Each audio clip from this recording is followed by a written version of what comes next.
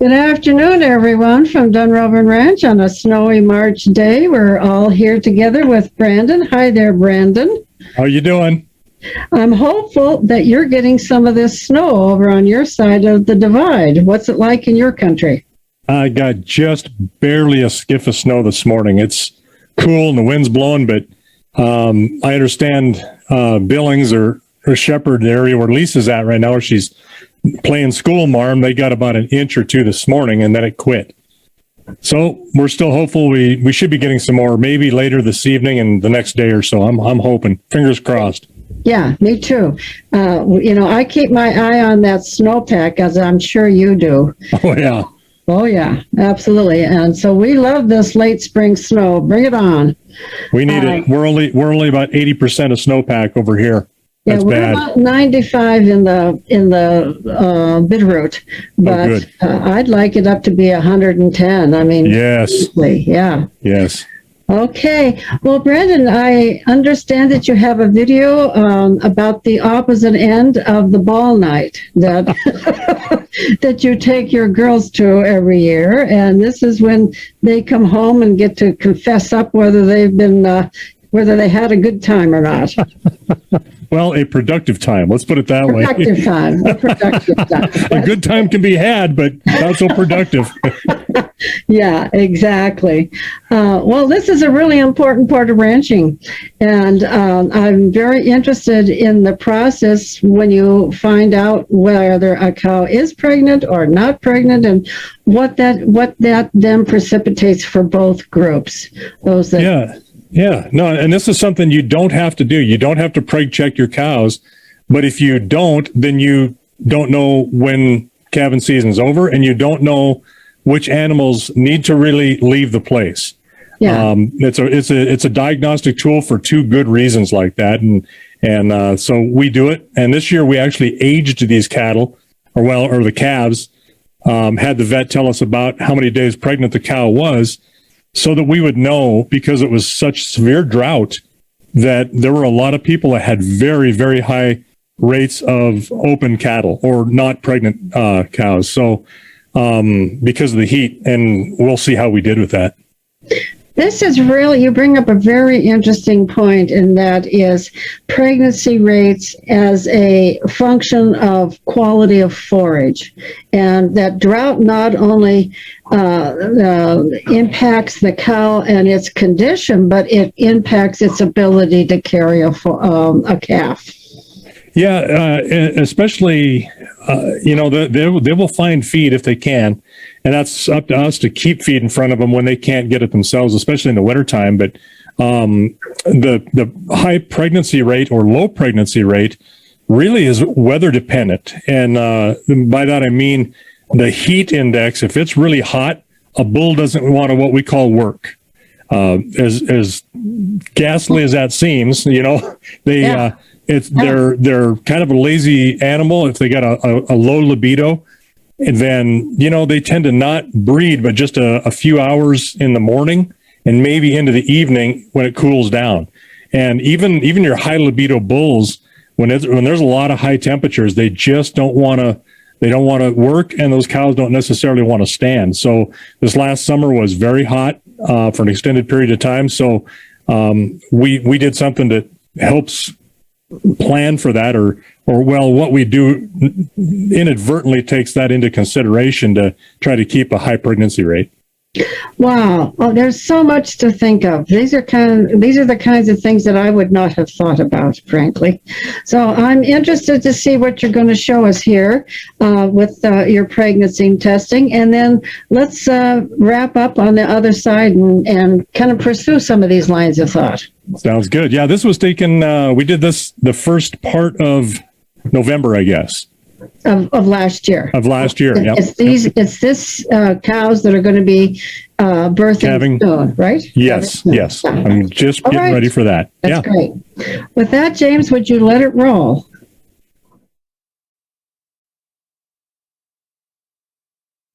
Oops. Good morning from the Hash Knife. We've been discovered. It's preg test day. Of course, they think that's the prize, and it's really not. It's a cold ultrasound wand, but we're not going to tell them until we get them captured.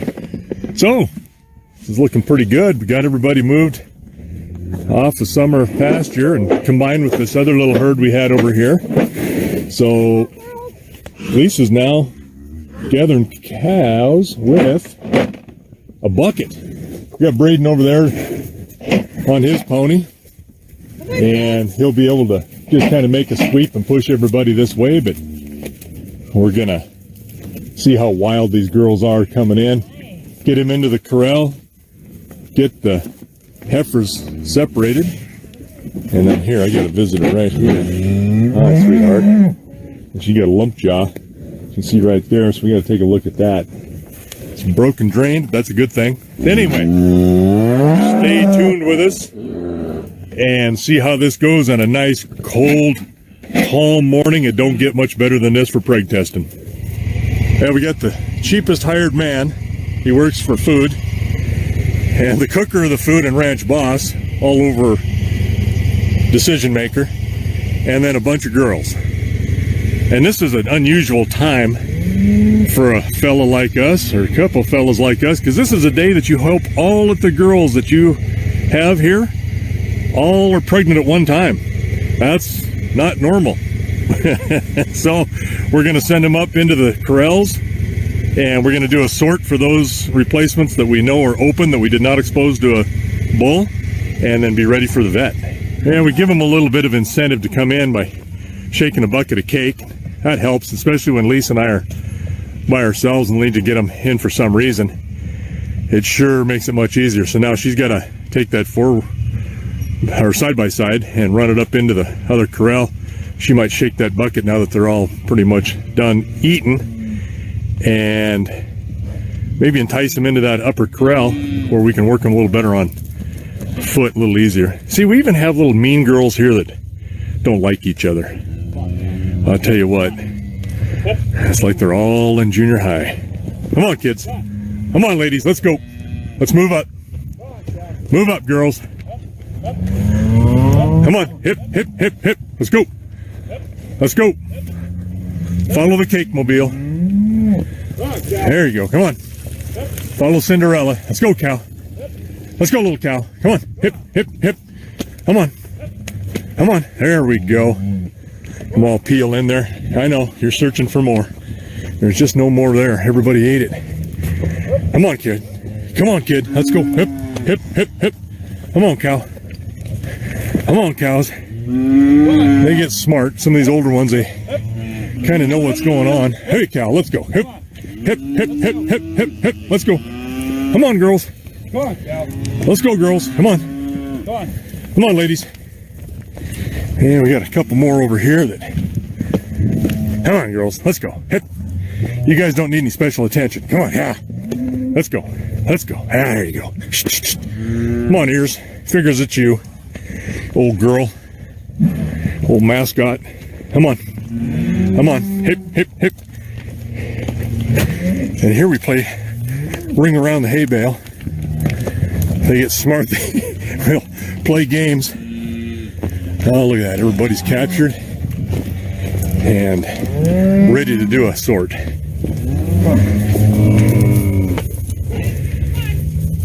We've got the little open heifers here and separated from these cows, older cows, all the ones that need to be preg tested. Let's get a count on them, Lisa, as they come down, so we know exactly how many the vet needs to count when they do their tally to charges. And Bray's gonna just bring them on down the alley here. No, you guys go this way. Thank you. We'll have them all staged in this lower pen in the alley and waiting for the vet so that he is not wasting his time when they get here. I hate to have a vet wait on me. That is never good. And they're going to peel all out of there really nice and easy. Boy, you can't ask for much better morning than this. Come on, honey. Come on. Yeah, we'll get a good count.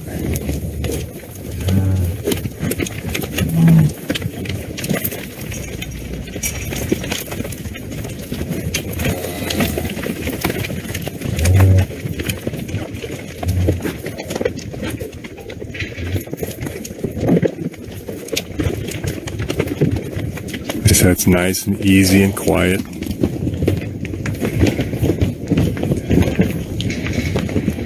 No ramming and jamming. I think I have the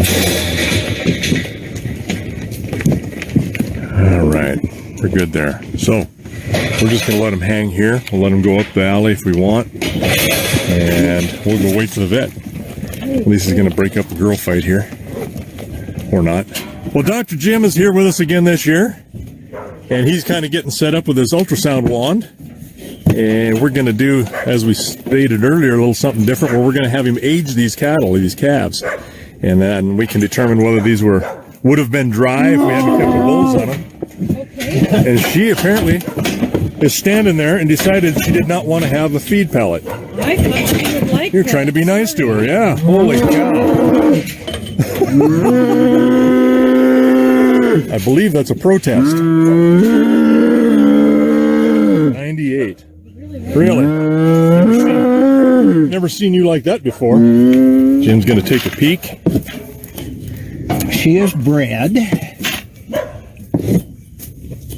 She is on over she's over 120 days because the size of the cotyledons, which is the placental attachment. Oh, girl, don't strain.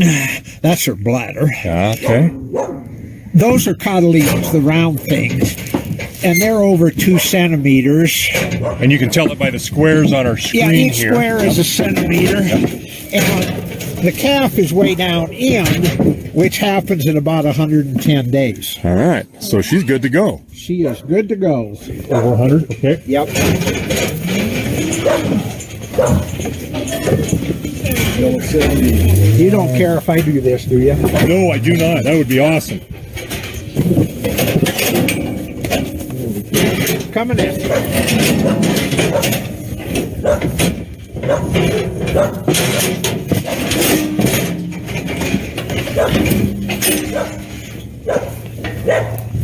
Okay. 99.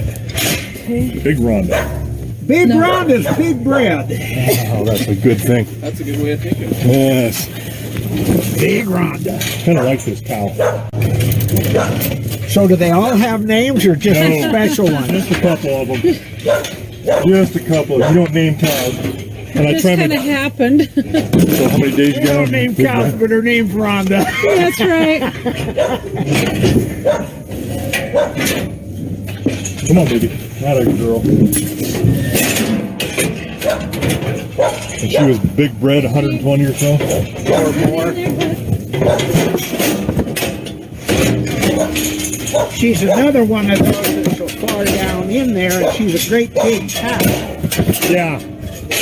Yeah, she's a big. Okay.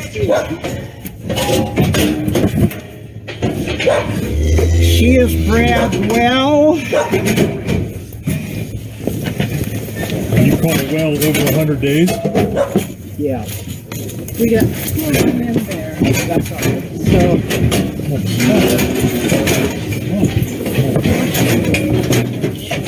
Oh, big girl. I should have had them put in the longer probe. 84. That's getting hard to old school there. Down a long ways down. 110 to 120. She's way down in, and I can just start feeling cotyledons. Good. Good. Oh, isn't that right? Oh, I Isn't that right? understand, honey. It's tough. It's tough. Is that 56? This is a nice little cow. There you go. Good. Over 120. Here is a dry. Is she? Yep. Okay. Now, how do you want to mark her? 88's dry. Let's just At all, or? yeah, let's go ahead and put a chalk mark on her. Now, I have told people that are really anal of over 120 about calving and when they're going to calve. I can tell you within 4 days of when they're going to calve. Oh, good. Wednesday. That'll do it. I can't. She's definitely bred over 100. I count her 100 to 110. Okay. When they go down in front like that and they're a huge cow, Hard to tell. everything just goes down inside and We'll call her about 110 then. Maybe plus 58. I don't usually have anything to say to somebody about cows being too heavy, but they will raise a bigger calf, they will breed back better. There's a lot of advantages, and I wouldn't get in a great big hurry to change what you're doing there. I know I've got some large frame cows and they're not quite as efficient. I get that. Yeah, my original thought to that was, other thing that nobody ever talks about, there's a surface volume ratio. The bigger an animal is, the less surface area per unit of volume. sure. So a small cow has more hide and loses heat faster in the wintertime. Oh. And so a big cow actually will get by in the winter better. Okay. I didn't know that. I didn't know that. So you learn stuff. 110, 120. And there isn't quite the difference in cows, but if we do surgery on a Chihuahua Yeah. and say a German Shepherd with no hair coat, Yeah. the Chihuahua will lose 10 degrees in temperature on the table. Just that body. Just laying there. Wow. Because he has so much more surface. Now, there's a hell of a difference between a 10-pound dog and a 100-pound dog versus a 800-pound cow and a 1,200-pound cow. But it's The older I get, the more I know. that on, and I feel like I should. Kathy and I just got back from Illinois, and our son's in St. Louis, our daughter's in Illinois, and one night on the TV there was an ad for dry cow. There was an ad for Black Charlet somewhere back there, and Kathy said, how the hell do they do it? Well, how they do it is they start with registered Charlet cows, and they just keep breeding them back black, and when they get to 7/8, Then they're registered.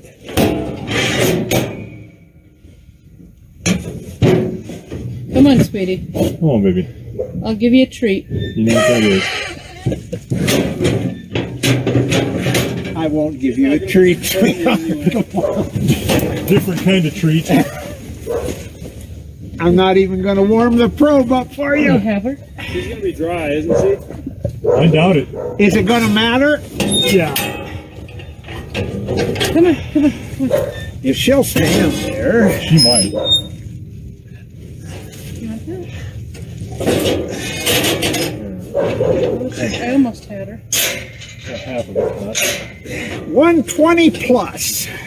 You bred here? Serious. You're a good girl. Now, Okay. she old? She's 11 or 12. 11 years old. Now, do you keep your heifer? Yes. She would be, because she's a little thinner, a good one to run with the heifers. She'll get more feed. She'll teach the heifers how to go through a gate, not to be afraid of people showing up. If you feed the heifers yourself, I mean, Yeah. Huh. So she's kind of a damn mascot, is what she is. Get back. Come on, back. Back. Ears. God damn it. Back yourself up. she said, no, I don't do that. Back up. I don't want you to get hip locked in this damn thing. There we go. Huh. That's interesting because we've never done that, or we've ran, you know. Well, you something wouldn't loose. have to do it all winter, but she'll pick up. She'll keep the heifers calm. Yeah. She'll teach them if you open a gate to go to the gate to go through. The people showing up aren't bad. Oh, bad, yeah. Oh yeah, you can't keep her away from you. Over 110. Trying to hide it from you. She's just way big cow way down in there. She might be 150, but she's Wednesday for big sure. enough. Wednesday for sure. Give or take. Are you interested in some soup? Some tortilla soup? I think I'm going to pass. It's just after 12:30. I got a full afternoon. I appreciate it. How much more vaccine do you want? I've got, let's see. I've got 20 head here and 30 head, or 10 head here. So 30, right? 14, 16, 20, and yeah, 30 total. So here is 30. Right. I'll put it right here in this box with a full pack. There we go. And you're going to be a little long. That's okay. That's all right. That works. You know, there's 2 or 3 there and 2 or 3 there, but I'd rather be long than too short. we'll So set that in the shade. perfect. And you are set. Well, we had, minus that one, we can't find, we got 68 head. Okay. All right, preg test is done on the cows. So now we've got some of these replacement heifers that we got to bring in and change some ear tags and pull that one out. I think it gets number 150, so we can keep track and keep records of where it came from and then who it is, and anything down below that. We got just a chute full here. We got some more to go, and they are all going to get a wormer and a shot just like the adults.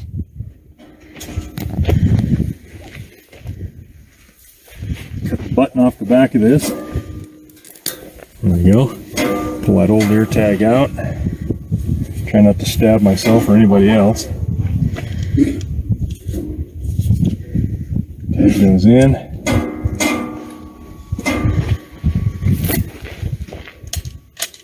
Just click. Use the existing hole, and we're good there. And now, a bit of wormer.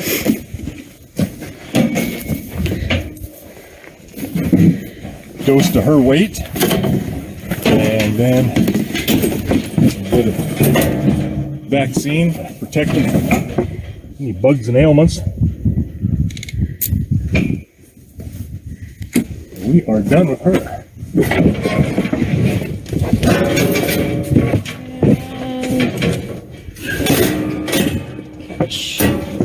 And wait.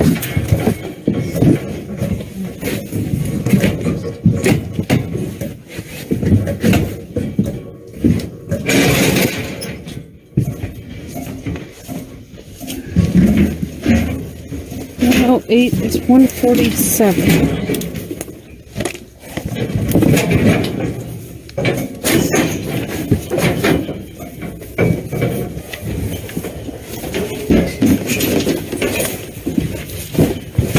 And you did the warmer and the shot?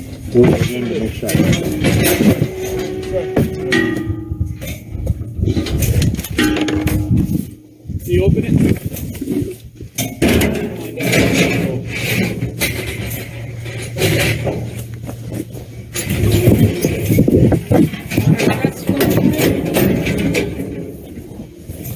Shot now.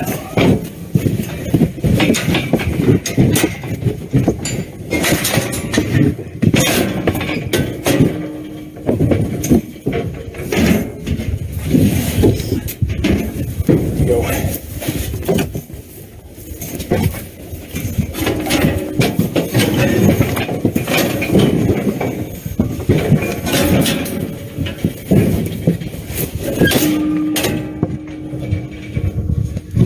No idea. Hey. 90. Then go back out in the pasture. Actually, it's not a pasture. This is just a corral. We're kind of holding these guys in. They're still being weaned. Give them another 30 days, and since they're just recently weaned, and then they can winter with the cows again. You kids. All right. Well, now there's a cleanup. everybody's out to pasture where they need to be, and we got to just put some stuff away and go eat. It's always the best part of when you're done with this. On a beautiful day like today, man, it doesn't get any better. We haven't fought any cold or any wind, and you can't order it any better. So time to go get some tortilla soup. Looking forward to it. Thanks for coming along.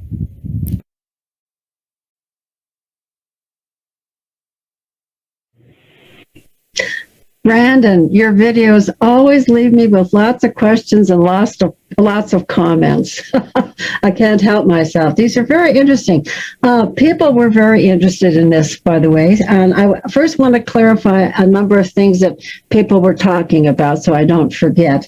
It seemed like you were doing three things: the pregnancy test with the sonogram, and then you were also giving them an injection. And it looked like you were injecting them in the lower shoulder. Is that right? Or where were you injecting them? You kept leaning over. We couldn't see exactly where you were.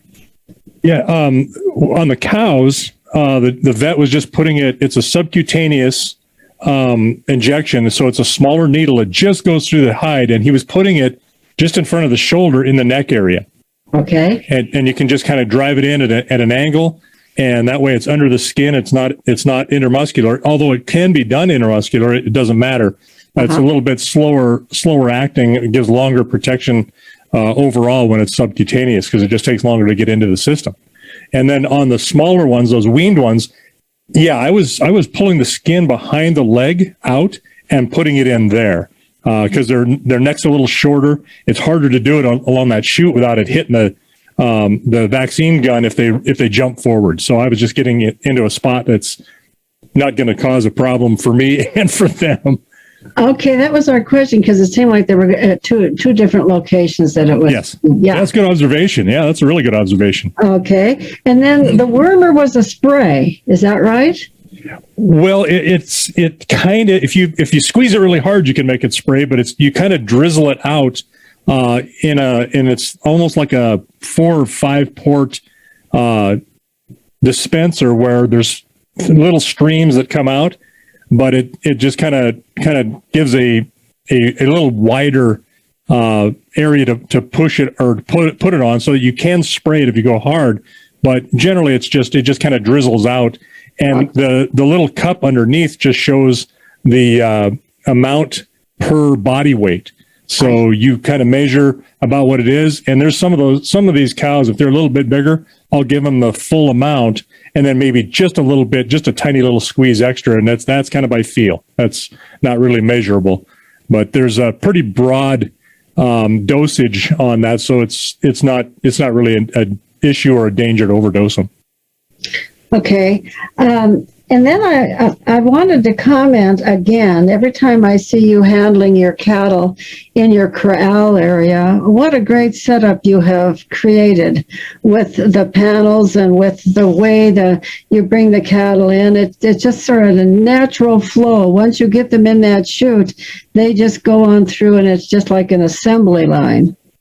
Well, it can always go perfectly, because they could do exactly what they're supposed to do and have their nose at the front one's tail, and it isn't quite as good, but it's as good as you can get for that. Now we do have one cow that Braden just hates her. Number 62 is a problem, and she does not want. She's smarter than the rest, so she doesn't want to go up that chute, and so we fight her a little bit. And he goes, "I want to get rid of her," and I'm like, "Well, she produces a good calf. If we're just doing this once or twice a year, we're going to put up with that for the kind of production we get out of her." Well, that just goes to show you they're individuals, just like horses, just like people. They all have their personalities, for sure. Yep. Yeah, but I mean, a lot of thought has to go into the way you set all that up in terms of the width of the chutes, the way the gates open and don't open, and I mean, you've clearly put a lot of thought into that, and that really makes it streamlined as best it can. Yeah, no, that's exactly right, and believe me, I sketched that out anytime I was going to make a change to these corrals to upgrade them, because it didn't all happen at once. Right. I would sit and I would sketch this out on a piece of paper, how you would want it and what is already there and what you want to change. And you look at, okay, do I want this gate to sit this way? Do I want it to swing all the way through? How can I use this best? And, you'll make that drawing and you go, well, this gate it's nicer here, but if I put it on this other side and swing it this way, I can use it better. And so it's all about knowing what an animal will tolerate, what they like, how they'll move best, and then set your corrals up for that. But at the same time, serving the purpose of what you need to do to get them to move through. Yeah, I'm sure there's a lot of thought that went into that, and it really pays off. So you have 86 pregnant cows, and you got some dates there. So what's the range in which you expect calving to take place? When do you expect it to start, and when do you expect it to end? I checked cows this morning. As a matter of fact, at about a little after 2 in the morning, as I brought heifers in yesterday, and I separated everybody, which you're going to get a video on that here shortly. So, yeah. So for us, calving season, it's began, but I just don't have any calves yet.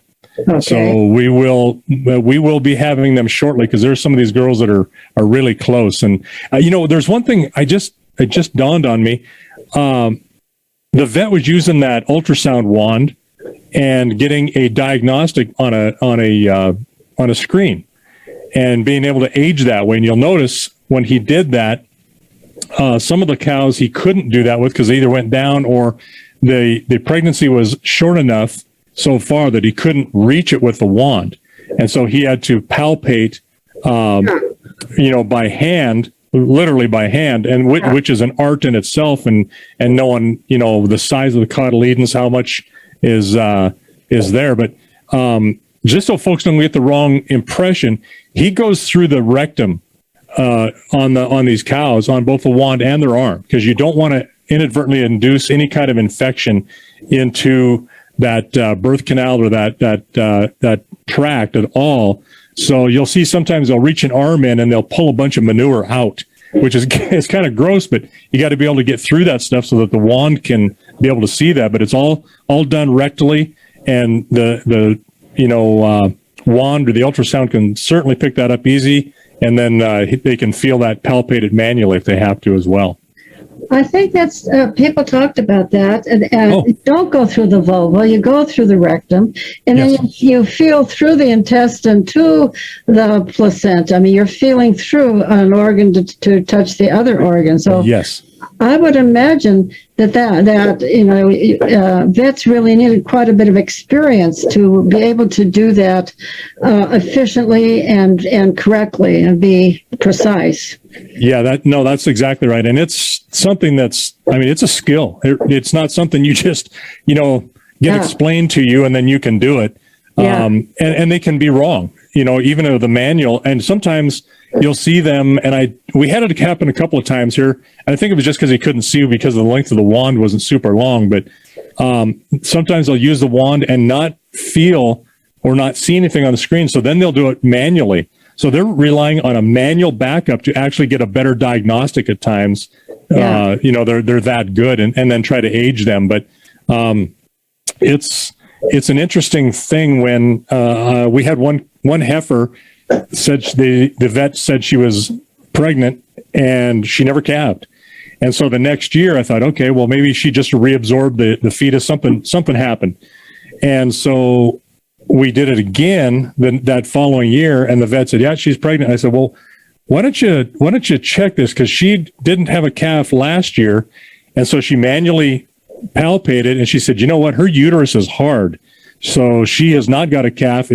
She's barren.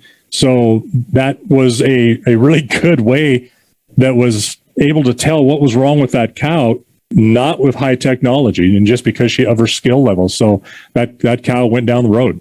Yeah, very interesting, and people have to understand that infection in an open corral area is very different than in a hospital setting. You can't control any of this, so you really have to take those kinds of measures, to make sure that you're not going to introduce something that you'll later regret, for sure. Correct. Even after the calf is born, these corrals, we calve the heifers in here only because they're first timers, and we'll see some of that, I'm sure, here this spring. But the older cows that have had a calf and have proven that they'll take the calf and everything's going to be all happy and giddy, I let them calve out in the pasture where it's cleaner. Yeah. In these corrals, it is dirt and manure, and you can't do anything other than react to the potential for infection. So, and we'll cover that later on too, but it's all reactive. There's nothing much you can do proactively that's going to be really effective to reduce any infection. Yeah, that's exactly why when you have a mare that's about to foal, you change all of the straw every day. or let them foal out in the pasture like we do. Yeah, or let them Same foal thing. in the pasture. But when you don't have that opportunity, or you don't have the option for that, that's what you have to do. You've got to prepare. You really have to be careful with it. Yep, exactly that's right. Yeah. So there was an interesting comment that the vet made that made me think of something, and that was the ratio of surface to volume.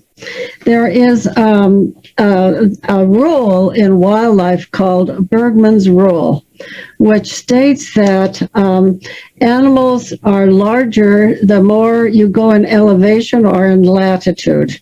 And it's true, for example, of moose. Moose in Alaska are considerably larger than they are in the lower 48. And it's largely an adaptation to heat loss. You lose less heat if you have a lower surface to volume ratio. And it occurs to me that as the world warms up, this may be an issue that can be a way of adapting in the cattle industry, where you look for cows that have a higher ratio of surface to volume because they will dissipate heat more quickly than cows who have a lower ratio. Sort of the reverse thing. You're going to want the smaller moose than the larger moose, just because heat dissipates proportionally. And I had this issue when I was doing some endurance racing with Power. I don't know if you remember Power, but he was a big boy. Yep. Yeah, and he would have done well in Alaska, but not so good at dissipating the heat during an endurance race.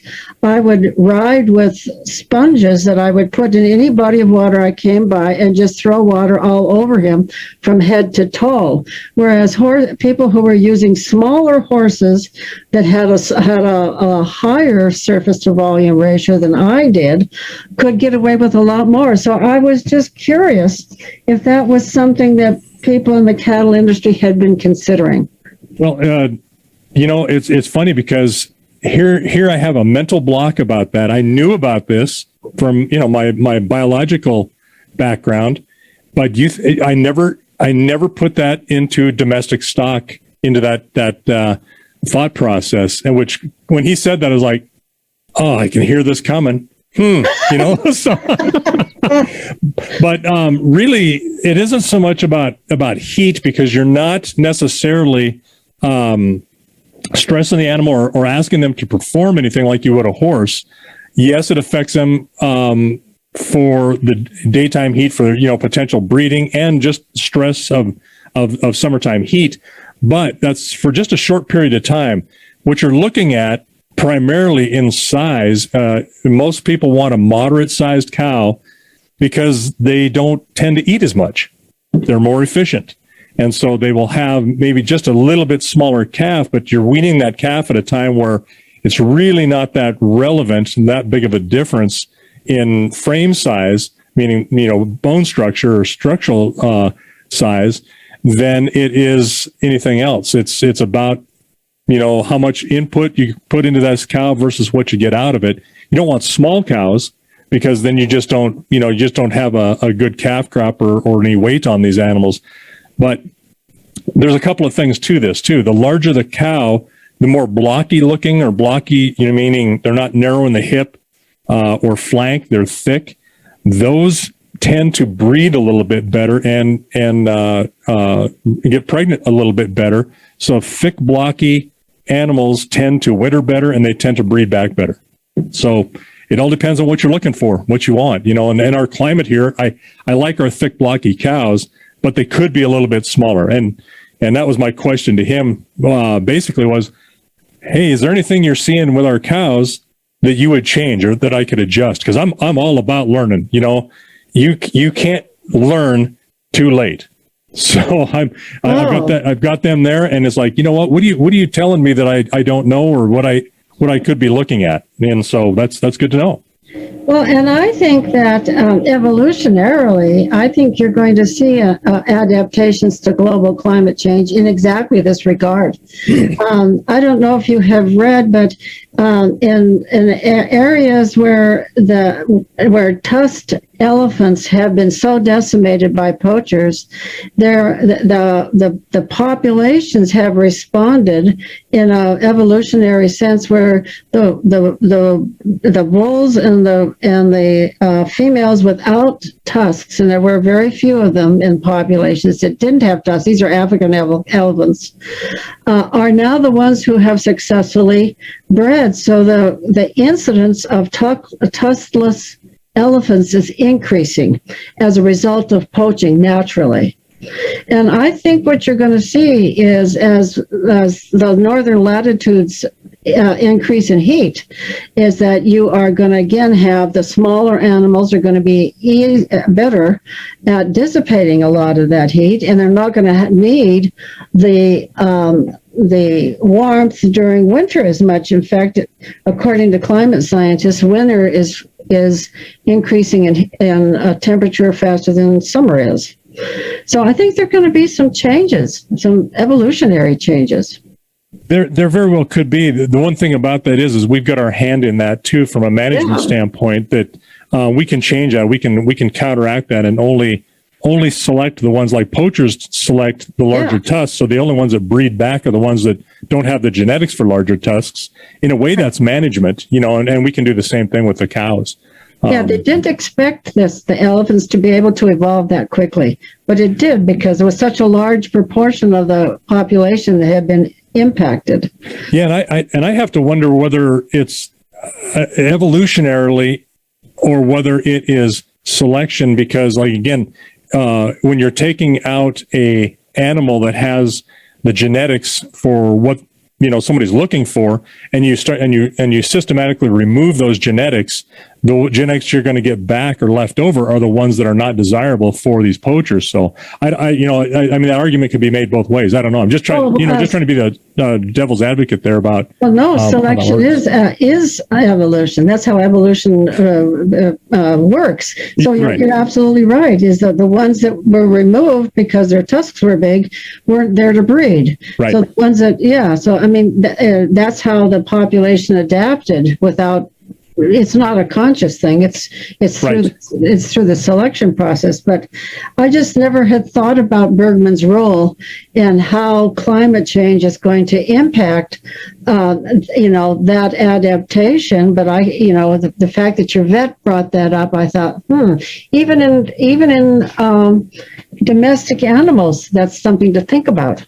Right. Yeah. No, it's a consideration that I hadn't put together for. The size of these animals and how they fared.